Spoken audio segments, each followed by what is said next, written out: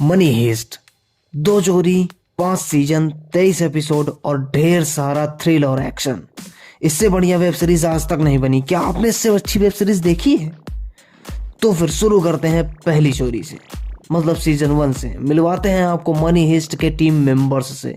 तो मिलिए Oslo, Helsinki, Moscow, रियो, Nairobi, Denver, Tokyo, Berlin और मास्टरमाइंड प्रोफेसर से। ऐसा दिमाग जो किसी को भी मात दे सके। ये सब मिले कैसे? ये जर्नी कहाँ से शुरू हुई? आगे जानते हैं। सबसे पहले दिखाते हैं टोक्यो को, जो डरी हुई है, दुखी है, हाथ में गन है क्योंकि उसका बॉयफ्रेंड मारा जा चुका है। शहर की पूरी पुलिस उसके पीछे है। फिर वो घर से निकलती है, एक टेलीफोन बूथ पर जाती है और अपनी माँ को कॉल करती है और उनसे कहती है कि वो अब ये सब छोड़ना चाहती है। अब वो एक चाइनीज़ शिप में एक शेफ की नौकरी करेगी, उससे गुजारा कर लेगी, जिसमें कुछ इज्जत तो रहेगी और पैसा भी। उसकी माँ उससे मिलने की इच्छा जाहिर करती है। टोक्यो कहती है कि क्या तुम अकेली हो? तब उसकी माँ पीछे देखती है और पीछे पुलिस की पूरी फौज होती है जो उसका फ़ोन टैप कर रहे होते हैं और उसे पकड़ने के लिए बैठे होते हैं।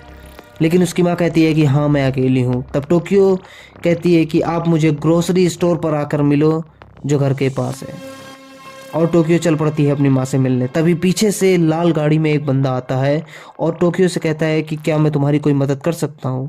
टोक्यो ना बोलकर आगे बढ़ती है। तभी गाड़ी में बैठा बंदा कहता है कि चाइनीज़ शिप पर काम करने का एक ही फ़ायदा है कि आपको गंदी प्लेटें नहीं साफ करनी पड़ती हैं। जिस पर टोक्यो रुकती है और जैसे ही प्रोफेसर का ध्यान भटकता है वो सीधे गाड़ी के अंदर घुसती है और प्रोफेसर पर गन लगा देती है और कहती है क्या तुम पुलिस हो? तब प्रोफेसर कहता है कि मैं तुम्हें बचाने आया हूँ, पुलिस तुम्हें पकड़ने के लिए आई है। तुम्हारे फ़ोन टैप हो रहे थे और पुलिस तुम्हारे घर पर बैठी हुई है। और वो कुछ फ़ोटोज़ दिखाता है। टोक्यो हिल जाती है। तब प्रोफेसर उसके सामने ऑफ़र रखता है एक चोरी का, जो कहता है कि मैं ऐसे लोगों को ढूंढ रहा हूँ जिनके पास खोने के लिए कुछ भी नहीं है। और कहता है क्या तुम्हें 250 करोड़ यूरोज़ की खनक सुनाई दे रही है?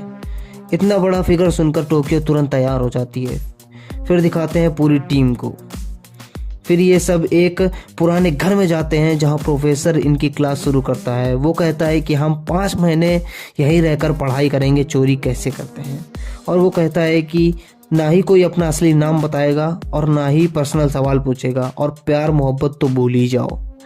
तब प्रोफेसर सबको अपने नाम रखने को बोलता है और सभी शहर के हिसाब से अपना नाम रख लेते हैं। लेकिन किसको पता था कि ये सब इतिहास बना देंगे।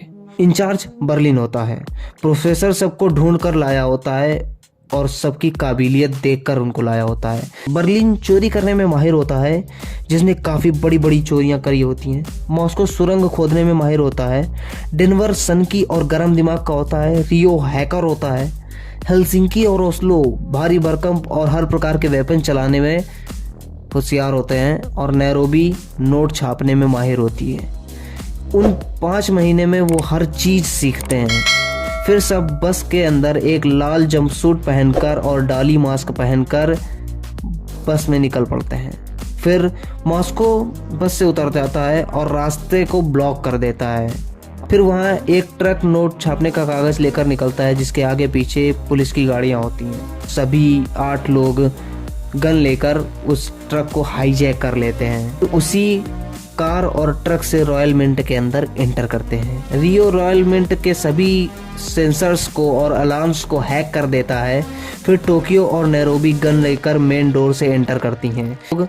सभी लोगों को, पुलिस वालों को और जितने लोग अंदर होते हैं उनको हॉस्टेज बना लेते हैं। अंदर एक लड़की होती है एलिसन पार्कर, जो एम्बेसडर की बेटी होती है, जो उनकी मेन हॉस्टेज होती है। वो सभी अंदर के कैमरे तोड़ देते हैं और अपने कैमरास लगा देते हैं। सीवर लाइन से एक टेलीफोन केबल भी लाते हैं जिससे वो आपस में कांटेक्ट कर सकें। सभी के फ़ोन जमा करा लिए जाते हैं। मॉस्को और डेनवर तिजोरी तोड़ते हैं जिसमें बहुत सारा पैसा होता है। इतना पैसा देखकर डेनवर पागल हो जाता है, लेकिन ये लोग इस पैसे को नहीं चुराने वाले थे। फिर वो 2 बैग में पैसा भरकर नीचे आते हैं, मेन डोर ओपन कर देते हैं। प्रोफेसर ने प्लान बनाया था कि हमें बाहर निकलना है, किसी भी पुलिस वाले को चोट नहीं पहुंचानी है, इधर उधर गोली चलानी है और बैग वहीं छोड़कर अंदर आ जाना है। इससे पुलिस को लगेगा कि हम फंस चुके हैं और हमें कुछ टाइम मिल जाएगा। फिर हमारा मेन प्लान शुरू होगा। रियो, टोक्यो, मॉस्को और डेनवर बाहर जाते हैं और वैसा ही करते हैं। तभी रियो को गोली लग जाती है जिससे वो बेहोश हो जाता है।